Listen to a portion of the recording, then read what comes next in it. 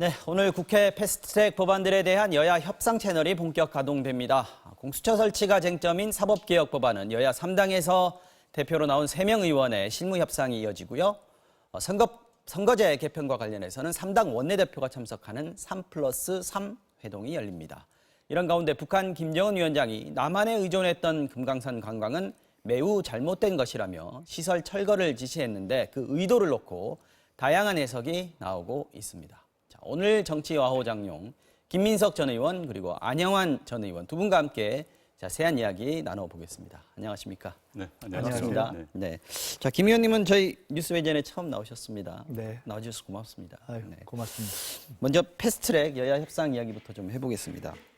선거제 개편 또 사법개혁 오늘 두 가지 패스트트랙 법안에 대해서 협상이 동시에 진행이 되는데 패스트트랙 협상에 분수령이 될 것이다 이런 시각도 있지만 절충이 쉽지는 않을 것이다. 뭐 이런 전망이 더 많은 것 같습니다. 어떻게 보고 계십니까? 어렵겠죠. 네. 이게 참 어려운 게 사실이고. 네. 근데 어떻게 생각하면 왜 이렇게 어렵지 하는 생각이 좀 들어요. 지금 정치가 또 국회가 이렇게 빡빡하게 막혀 있는 게 지금 몇 달째인데 네. 패스트트랙을 둘러싼 국회에서의 몸싸움부터 시작해서. 근데 따지고 보면은 자유한국당에서 이게 조금 덜 빡빡하게 좀 풀어야 되는 거 아닌가 하는 생각이 듭니다. 왜냐하면 결국은 검찰개혁, 지금 이제 공수처법 그리고 이제 선거법 관련한 것이 이게 꼭 무슨 여당이 득이 있어서 하는 게 아니잖아요. 뭐 여당이 그 선거법, 뭐 연동형 비례대표제 오랫동안 우리 사회에서 논의를 한 것에 기초해서 의석이 늘어서 하는 것도 아니고 또 뭐 공수처법 물론 자유한국당에서 여러 가지 비판을 하십니다만은 솔직히 얘기하면 고위공직자들 비리 수사하면 여당이 손에 굳이 따진다면 그렇게 보는 게 상식적 아니겠어요? 근데 그렇다면 적어도 좀 논의는 하면서 이렇게 풀어가야 되는데 그에 대해서 문을 딱 막아 온 상황이 근본에 깔려 있기 때문에 여러 가지 지금 어려움이 사실은 거기서 부수적으로 나오고 있는 것이 아닌가 그런 생각이 듭니다. 네. 선거제 편을 먼저 좀 보면 오늘 첫 번째 회동입니다. 뭐 패스트트랙이 올라온 이후에 첫 번째로 이제 공식적으로 만나는 자리가 되는 건데 3당 원내대표 나오고요. 함께 협상에 이제 한 사람씩이 붙습니다. 민주당의 김종민 의원, 한국당에는 김재현 의원, 바른미래당에는 유이동 의원으로 정해졌군요. 자, 이게 원래 4당이 합의했던 부분은 연동형 비례대표제였고 한국당에서는 비례대표를 아예 없애야 한다. 지역구 의석은 그대로 두고 지역구를 늘려야 된다. 이렇게 지금 얘기를 하고 있는데 절충이 쉽지는 않을 것 같습니다. 어떻게 근데 사실 뭐 공수처법보다도 훨씬 어려운 부분입니다. 문재인 대통령의 공약 사안이다 보니까 민주당에서는 이제 공수처법을 먼저 통과시키려고 노력을 하고 있지만은 이 선거법은 의원 개개인들의 정치적 생명과 관련된 부분이 있습니다. 그렇죠. 그다음에 각 정당의 이해관계가 얽혀 있기 때문에요. 기본적으로 지난번에 이제 그러니까 민주당과 한국당을 제외한 야당들이 합의할 때 통과 순서가 먼저 그러니까 정치 관련법, 선거법을 먼저 통과시키고 그 다음에 공수처법을 그게 바른미래당이나 정의당 그렇죠. 모두 다 요구였습니다. 동의했었죠. 그런데 이번에 순서가 바뀌었습니다. 바뀌었기 때문에 여기서 과연 다른 야당들이 한국당을 제외한 다른 야당들이 어떻게 동조해 줄까 하는 부분하고요. 또 이 문제가 굉장히 복잡해지는 게요. 민주당 내에서도 과연 어떻게 그 많은 의원들을 다 다독거리면서 찬성을 갈 수 있을 것인지 문제. 당장 나의 지역구를 뺏길 수 있는 그다음에 분들이 또 있으니까요. 통과된 다음에 다시 한번 지역구 획정을 해야 됩니다. 맞습니다. 그건 법안 사안입니다. 그런데 법사위원장이 지금의 야당입니다. 여상규 의원이죠. 거기서 틀어 잡으면 그렇게 통과가 안 되는 겁니다. 앞으로 이건 단순히 오늘 이야기한다 하더라도 또 설사 이야기가 잘 풀린다 하더라도 넘어야 될 산이 굉장히 많은 그런 법안들입니다. 오늘은 이제 실무 협상이 시작되는 건데 앞으로 갈 길이 멀다 이렇게 볼 수 있겠군요. 자, 특히 문재인 대통령이 어제 국회 시정연설에서 공수처 설치법 신속한 처리를 주문을 했습니다. 그래서 사법제도 개혁 법안 처리를 위해서 여당의 움직임이 더욱더 빨라지고 있습니다. 하지만 자유한국당은 이달 말 본회의 부의 두고 보지 않겠다라는 입장인데요. 오늘 아침에 관련해서 각 당에서 회의에 발언이 나왔습니다. 한번 들어보겠습니다. 실무 협상이 공수처 설치에 전환점이 되기를 기대합니다. 패스트트랙에 따른 법안 처리는 해도 되고 안 해도 되는 그런 선택 사항이 아닙니다. 여야가 합의해서 국회 선진화법으로 정한 법적 강제 절차입니다. 자유한국당이 오늘도 똑같은 주장만 반복한다면 우리는 불가피하게 다른 선택도 고민하지 않을 수 없다는 점도 말씀드립니다. 명백히 체계작구 심사를 위해서 법사위에서 90일을 더 심의해야 함에도 불구하고 마치 10월 29일 자동 부의되는 것처럼 억지를 부립니다. 문희상 의장께서 구한 법률 자문 그 내용을 좀 공개해 주십사 하고 요청합니다. 참 덮을 게 많구나. 이 조국 게이트 사건이 어디로 튈지 모르기 때문에 공수처를 빨리 해야 하는 것 아닌가 하는. 민주당에서는 뭐 사법개혁 법안들 중에서도 공수처 설치법을 먼저 좀 떼내서 처리를 하겠다. 지금 이렇게 나오고 있는 상황이고 한국당에서는 공수처 설치 자체를 굉장히 부정적으로 보고 있기 때문에 간극이 커도 너무 큽니다. 어떻게 보고 계십니까? 그러니까 이제 우리가 어떤 정치적인 사안이나 법안을 놓고 토론하다 보면 네. 어떤 디테일을 놓고서 문제 제기하고 고쳐나갈 수는 있잖아요. 네. 그럼 공수처에 대해서 이런 점이 좀 의구심이 있다 하면은 그거에 조금 더 손을 보자. 어떻게 뭐 임명하는 절차라든가 여러 가지 그럴 수 있잖아요. 네네. 근데 제일 큰 문제는 지금 그 틀 자체를 놓고 아예 딱 막아버리기 때문에 문제가 생기는 건데. 설치 자체를 놓고 지금 제가 하고 있어요. 한국은. 최근에 이렇게 여러 가지 워낙 공수처에 대한 토론이 많기 때문에 네. 국민 여러분께서 많이 들으셨을 텐데 제가 가장 최근에 재미있게 들은 거 하나가 그 이재호 전 의원님이 자유한국당 사임 고문이시더라고요. 네. 근데 어디서 말씀하시는 걸 들었는데 본인도 이해가 잘 안 간다. 이게 점이? 옛날에 이해창 전 대표 때부터도 했고 네. 한 20년 이상 여야가 다 논의한 거고 그다음에 아까 말씀한 것처럼 검찰 개혁에 있어서 이제 검찰의 독립성 이런 건 중요한 거죠. 네. 그거 저희가 존중해야죠. 근데 그와 함께 지금 국민들이 지켜본 문제 하나가 뭐 검사나 판사 이런 데 내부에 문제가 있으면 전혀 기소도 안 되고 뭐 1% 이하 이렇게 되고 이게 너무 불공정하지 않느냐라는 네. 문제를 지적하는 차원에서 지금 공수처가 제기되고 있는 것이기 때문에 일단 그 틀 자체는 좀 열어놓고 논의를 하면 좀 좋을 텐데 이게 아예 그냥 원천 봉쇄라고 표현해야 되나요? 뭐 이렇게 되니까 사실 합의점을 찾자 하는 논의 자체가 뭐 어려운 상황인 거죠. 이게. 어쨌든 오늘 실무 협상에서는 주체가 3명입니다. 네. 민주당하고 한국당하고는 워낙 입장 차이가 크고요. 여기서 이제 뭔가 조금 중간 단계라도 좀 진전이 있으려면 바른미래당에서 네. 뭔가 좀 중재를 하거나 다른 안을 내놓거나 하는 부분들이 좀 필요할 것 같은데 네. 바른미래당 입장은 어떻게 보고 계십니까? 지금? 이제 바른미래당은 지금 반대하는 입장이죠. 그러니까 지금 오신환 대표가 지난번에 합의하던 당시에 그 당시에는 뭐 합의를 했었습니다. 네. 이른바 한국당을 제외한 야당 연합에 포함이 돼 있었었는데 그랬죠. 대표가 바뀌면서 또 바른미래당 내부 사정이 굉장히 복잡해졌습니다. 그러면서 현재 바른미래당은 현재 지금 이야기 나옵니다만 검경 수사권이 조정이 된다면은 경찰에게 검찰의 권한의 상당 부분 수사권을 준다고 한다면은 네. 공수처 필요 없다 이런 입장이기 때문에 중재를 할 수 없는 입장이죠. 그리고 한국당은 뭐 처음부터 공수처 필요 없다는 입장이었기 때문에 네. 그래서 지금 민주당과 야 두 당이 합친 원내 교섭단체죠. 네. 그래서 협의해서 뭘 통과시킨다는 기대 난망이다 이렇게 볼 수밖에 없을 것 같습니다. 지금 그 바른미래당에서는 권은희 의원이 낸 안도 따로 있죠? 있긴 하는데 지금 워낙 그 원내 지도부의 의견이 조금 강고한 것 같다 이런 생각이 그러니까 이제 듭니다. 지금 바른미래당 내부 사정 이야기해서 그렇습니다만 26명 가운데서 15명이 이른바 유승민 현역. 대표하고 같은 뭐 활동을 하기로 하고 11명이 남아 있습니다. 그렇기 때문에 이제 그 내부 조정이 지금 안 되고 있는 상황이죠. 자, 다른 얘기 한번 보겠습니다. 자유한국당 나경원 원내대표가 어제 한 발언입니다. 먼저 무슨 말을 했는지부터 들어보시겠습니다. 잘못된 패스트트랙에 대해서 저항을 앞장서서 하신 분들입니다. 그분들의 어떤 기여도는 높이 평가해야 된다고 봅니다. 따라서 당연히 수사 대상인 분들은 앞으로 공천 과정에서 가산점이 있을 것이다 라는 부분에 대해서 누차 당대표께서도 그런 취지의 말씀을 하셨고 네, 저 발언이 이제 어제 시정연설 끝나고 한국당이 의총을 했습니다. 의원총회 끝나고 나서 이제 기자들이 의총에서 이런 얘기 하셨던데요? 라고 물어보니까 한 대답이에요. 60명이 지금 수사 대상에 올라 있습니다. 여기에 공천 가산점을 주겠다. 황 대표도 적극 검토하겠다라고 했는데 이 부분에 대해서 어떻게 들으셨는지요?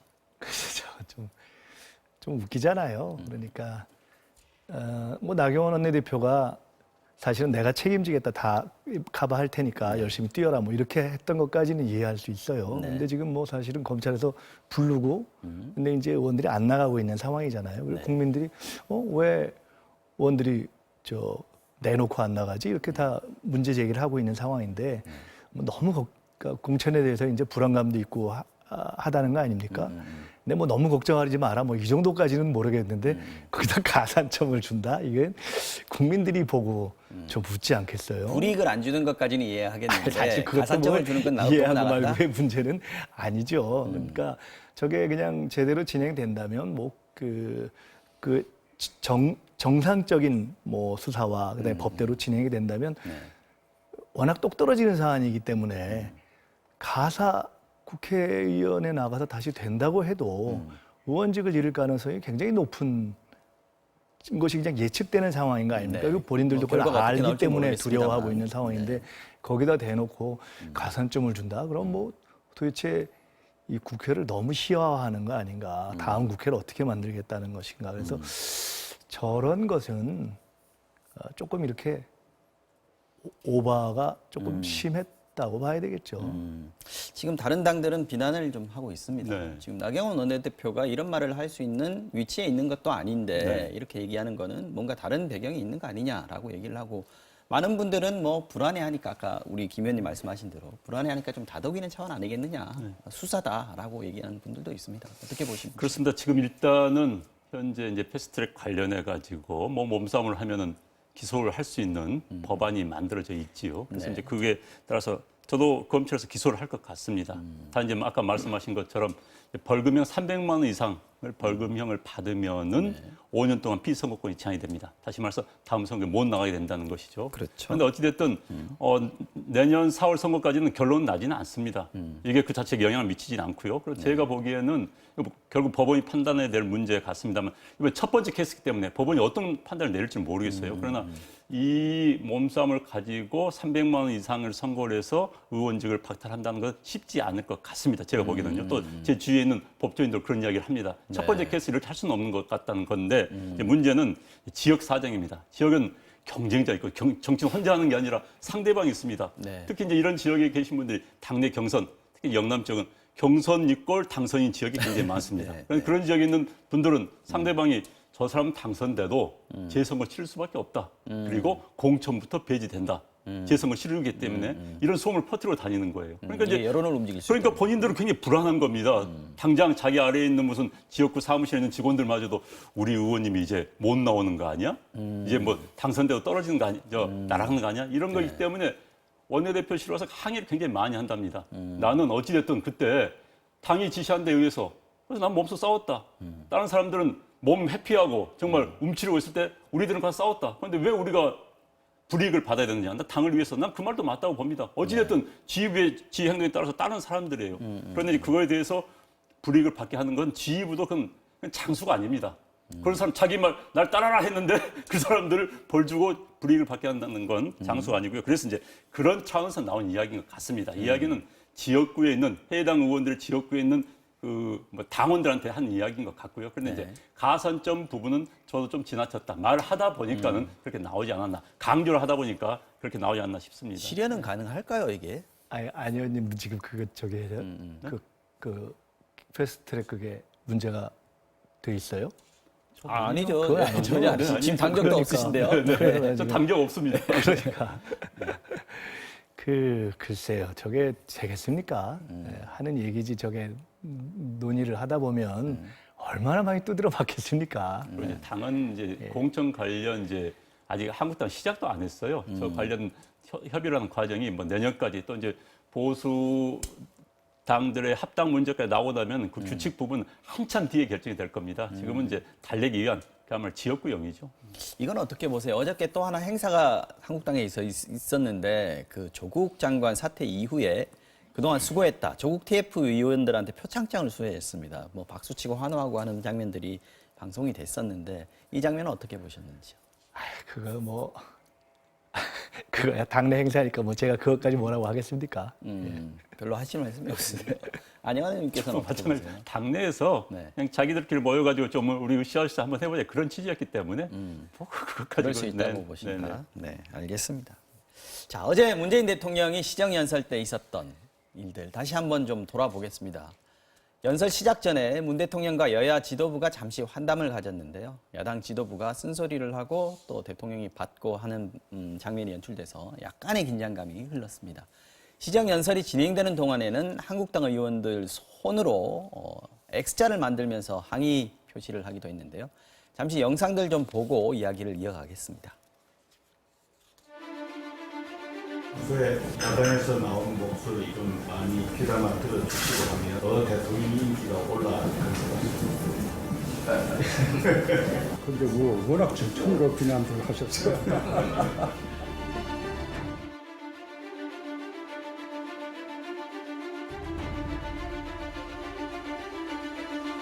개혁을 더욱 강력히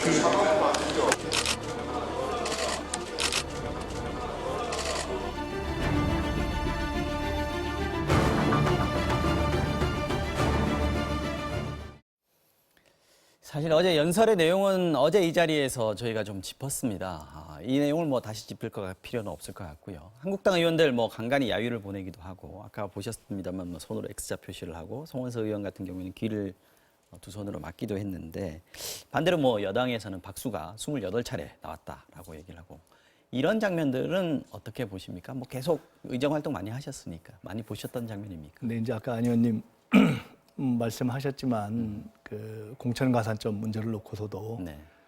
아니 의원들이 물론 이제 헌법기관으로서 독립적 판단을 해야 하는데 네. 그럼에도 불구하고 지도부가 시키는데 참 안 할 수도 없고 참 그렇기도 했겠다라고 이제 말씀하신 거 아니에요? 네. 그러니까 결국은 지도부가 그런 판단과 지시를 한 그것이 문제였다 이제라고 말씀하셨는데 사실은 우리 정치가 막 네. 대단한 존경까지는 못 받더라도 최소한의 이제 상식에는 기초를 해야 되는 거 아니겠습니까? 근데 아까 이제 공천 가산점 문제도 그렇고 이번 이제 국회 연설에서 대통령 연설에서의 야당 의석에서의 풍경 이런 네. 것이 같은 맥락인데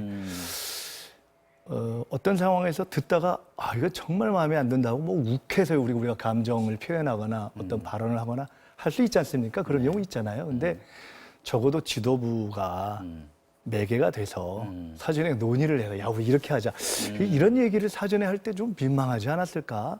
이거 우리가 지켜야 될 기본 품격이라는 것은 있는데 네. 그럴 때 비춰본 여야의 어떤 자기 표현의 방식 그 대통령께서도 그런 말씀하셨고 이제 많은 국민들이 이렇게 생각하는데 정치에 있어서 네. 내용도 중요하지만 이제 태도나 표현 이런 것이 굉장히 중요하지 않습니까? 그러면 그런 품격들을 조금씩 높여가는 것이 필요한데 저것이 그렇게 품격 있다고 보여졌을까? 한번 좀 자문을 그러니까 전체적으로 서로 해볼 필요가 있을 것 같습니다. 국회의 품격 얘기하셨습니다. 네. 안영환 의원께서는 어떻게 보셨습니까? 뭐 비슷한 이야기인데요. 이제 많이 좋아진 겁니다. 과거 민주당 야당 시절에는요. 동의하시는 거죠? 네, 대통령 말 들리지 않을 정도 야유를 많이 했습니다. 플랜카드 들고 들어갔습니다. 국회 안에 들고 들어갈 수가 없어요. 본회의장에는. 그러면은 국회 경위들하고 지금의 여당 의원들 몸싸움 한 번 끌고 가지고 들어갔습니다. 피켓팅 했습니다. 네. 그것에 비하면 굉장히 좋아진 것이죠. 그야말로 소극적인 저항인 겁니다. 네. 사실 이제 국회 내에서 영국 국회를 가면요. 네. 야유를 굉장히 심하게 합니다. 그래서 상대 당 이제 총리가 와서 수상이 와서 이야기하면 야당에서 우울합니다. 네. 또 반대는 마찬가지고요. 오스트레일리아도 마찬가지. 영국권 의회 시스템 많이 그걸 하더라고요. 그런데 이제 어제 보면 저도 야유를 할 줄 알았었는데 하지 않더라고요. 그래서 아 많이 좋아졌구나. 물론 적어도 바람직하다고 생각하지는 않습니다. 네. 사실 정치가요. 저는 정치는 상대방을 죽이는 게임이 아닙니다. 상대방 말을 안 듣고 무시하는 게임도 아니고요. 들어보고 의견을 제시하는 건데 어제 이제 그게 완벽한 국회의 모습이죠. 그러나 그러지 못했다는 건 아쉽지만 그나마 과거에 비해서 많이 좋아졌다 이 말씀 드리고 근데 싶습니다. 우리가 이제 기준을 옛날하고 비교하기 좀 그렇잖아요. 네. 그러나 저 정도는 굉장히 소극적인 저항이에요. 네. 어쨌든 뭐 이게 X자를 표시한 건 이렇게 말을 하거나 뭐 야유를 보낸 건 아니니까. 아, 그럼요. 과거는 조금 피켓팅 들고 가지고 뭐 앞에 이거 들고 와서 서서 있고 그랬었는데요. 뭐. 네, 맞습니다. 노트북에 스티커 붙이고 뭐 이런 것들이 있었습니다. 자, 넘어가죠 뭐. 기무사 계엄령 문건 이야기 잠깐 해보겠습니다. 상당히 충격적입니다. 국회의원에 대한 제압이나 언론 또 인터넷 통제 방안들이 담긴 것도 그렇고요. 무엇보다 이제 국민들을 적으로 상정해서 시내 군사 병력을 배치하는 이런 자세한 계획들이 나왔기 때문에 더 충격적이었습니다. 문건 자체의 진위 여부를 가려봐야 한다고 하지만, 자, 김 의원님, 상당히 파장이 좀 큽니다. 아유, 저건 뭐 끔찍한 얘기죠. 사실 뭐 지난 촛불 전국에서 80년 5.18 광주 같은 상황으로 바뀔 수 있었다는 얘기잖아요, 쉽게. 그리고 문건이 처음 나왔을 때는 그냥 막연한 어떤 가설이다 이렇게 설명됐는데 이번엔 날짜도 딱 찍고 뭐 누구를 잡아가고 뭐 언론인을 어떻게 하고 부대는 어디에 배치하고 뭐 이런 게 쭉 나온 거 아닙니까? 구체적인 어떤 방안들이 너무 구체적으로 나왔기 때문에 이게 아주 구체적인 거의 뭐 그 쿠데타 내라는 뭐로 볼 수밖에 없는 거 아니냐라는 것으로 지금 볼 수밖에 없는 상황이죠. 그래서 이것은 이미 뭐 이것에 이제 부분적으로 뭐 황교안 대표가 이거에 대해서 NSC에서 뭐 내용을 알았느냐 말았느냐 하는 것 같고 고발 논란도 있습니다만은 그런 것을 떠나서 사실은 오히려 황교안 대표 입장에서도 당시 국정을 책임진 상황이었기 때문에 오히려 야, 이건 정말 밝혀야 된다. 이건 뭐 여야와 정파를 떠나서 밝혀야 된다라고 해야 되는 그러한 문제인 거죠. 본질은 거기에 있다. 그런 거죠. 보시는 거죠. 황교안 대표의 논란을 떠나서 이런 문건을 만들었다는 것 자체가 본질이다라고 말씀을 하시는 건데, 진위를 먼저 따져야 된다. 이게 지금 한국당에서 얘기하고 있는 건데, 이거 어떻게 본질은 보십니까? 가짜이면 어떡하겠습니까? 그렇죠. 가짜이면 이게 소원이 편이 나오는 거 아니에요? 진위를 포함해서 말씀드린 그러니까 겁니다. 먼저 저게 지금 이제 국방부 측에서도 아는 문구 내용들, 그러니까 어휘 이런 게 국방부 특히 기무사에서 쓰는 어투가 아니다는 이야기를 하고 있습니다. 게다가 이제 밝혀졌지만은 기자에 나무 옥변이 없는 군에서 그거 실수했다면 속된 말 모가지입니다. 어떻게 기무사 자기 부대 이름을 쓰는데 그 기무사의 기자를 기체. 한자를 잘못 쓰겠습니까? 그렇기 때문에 지금 이 문건에 문제점들이 노출되어 있는 상황입니다. 그래서 이 문건이 사실을 전제로 한다면은 논란이 될 수가 있겠죠. 그런데 지금 이 문건 자체가 사실 여부가 지금 먼저 그걸 판단해 보고 어찌됐든 어느 진영에서든지 어느 사람이든지 간에 야, 이 문건은 사실 아닌 것 같다. 이것부터 일단 밝혀보자 하면 그걸 밝힌 다음에 오케이, 사실이다. 그럼 이 문건을 누가 작성했느냐? 그럼 작성자가 나올 거 아닙니까? 작성자도 여러 단계 있을 거예요. 아주 실무자가 영관급 장교가 만에 하나 위에서 지시를 내려올 때 대비해서 자기가 작성할 수 있는 겁니다. 군 작성은 과거의 케이스를 가지고 작성할 수 있는 거예요. 그럼 그 사람 단계인 것인지 아니면 기무사령관까지 올라간 것인지 국방부 장관 보고된 것인지 말씀하신 것처럼 NSC에서 보고된 것인지 그 다음 단계를 조사를 해봐야 되는 겁니다. 그런데 지금은 뭐 이 단계는 전혀 제외하고 굉장히 정치적 의도가 있다고 봐요. 황교안 대표가 NSC 그 당시 의장이었으니까 임시대행이었으니까 있었던 거 아니냐라고 공격한다는 것은 선호가 바뀌는 것이죠. 저도 이게 뭐 문제 없다고 생각하지 않습니다. 단 단계가 있습니다. 공격을 하더라도 단계가 있는 겁니다. 그런데 이걸 진위를 전제로 하고 또는 말을 이걸 진짜라고 한다면은 가짜면 어떻게 됐어요? 진짜라고 한다면 문제되는 거 아닙니까? 이게 어떻게 말이 성립이 안 되는 것이죠, 이건. 저는 그 굉장히 중요한 말씀이라고 보고요. 이런 정도의 사안에 예단을 섞어서 정치 공세로 가는 것은 여야 뭐 어떤 정치 세력도 하면 안 되는 거죠. 그렇기 때문에 현재 보니까 민주당의 뭐 이인영 원내대표도 사실이라면이라는 전제를 달아서 했고 그런데 보니까 어쨌거나 검찰에서 이제 조현천 전 기무사령관이 이제 국내에 없으니까 기소권 중지를 하면서 근데 그때 이미 이것이 NSC에 보고될 가능성이 있다라는 것까지 딱 진도가 나왔더라고요. 그러니까 이것은 진위 자체에 대해서는 이미 상당 정도 진도가 좀 나간 것이 아닌가 싶고 그러나 그 또한 제가 단정적으로 말씀드리는 것이 아니라 이 모든 것을 포함한 이제는 수사를 조사를 본격적으로 할 수밖에 없는 시점에 왔다. 제가 이제 이걸 생각하면요. 지난번 이제 기무사에 관련해 가지고 뭐 관련 단체에서 시민단체에서 고발했습니다. 기무사 관련 사법 처리 받은 사람 누구 있습니까? 거의 위안으로 끝났습니다. 그 당시는 마치 나라가 엎어질 것처럼 언론 보도되고 공격을 받고 했었습니다만 그때 대부분 무죄로 끝났어요. 그 사건 같은 조현선 경우는요. 기무사령관이 지금 미국으로 미국 도피돼 가- 있기 네, 때문에 네, 지금 그런데- 수사가 중단된 상태죠. 아니 상당 부분은 무죄로 혐의가 끝났습니다. 끝났기 때문에 이번 사건도 저는 그렇게 되지 않을까 하는 생각이 있고요. 어찌됐든 핵심은 이겁니다. 이게 사실이라면 전제로 공개할 게 아니라 자 이게 진위부터 먼저 가려봅시다. 이게 순서입니다. 이게 사실이라면 그럼 만약에 이게 가짜라면 어떻게 하겠습니까? 이렇게 어떻게 나올 거예요. 그래서 그 문제가 순서가 있는데 이건 정치 공세로 삼을 게 아니라 매우 간단합니다. 이번에 조사는 매우 간단합니다. 네. 김민석 의원님 말씀은 그 진위를 밝히는 것도 하나의 모든 걸 그 포함한 밝혀야 되는 조사가 이제는 거니까 불가피하게 조사는 필요하다라는 되겠죠. 얘기입니다. 지금 민주당하고 한국당의 입장 나와 있는데 한번 들어보겠습니다. 국방부와 검찰에 요청합니다. 신속히 해당 문건의 진위를 소상히 밝혀주시기 바랍니다. 우리 당도 이 문제에 대한 진상 규명에 즉시 착수하겠습니다.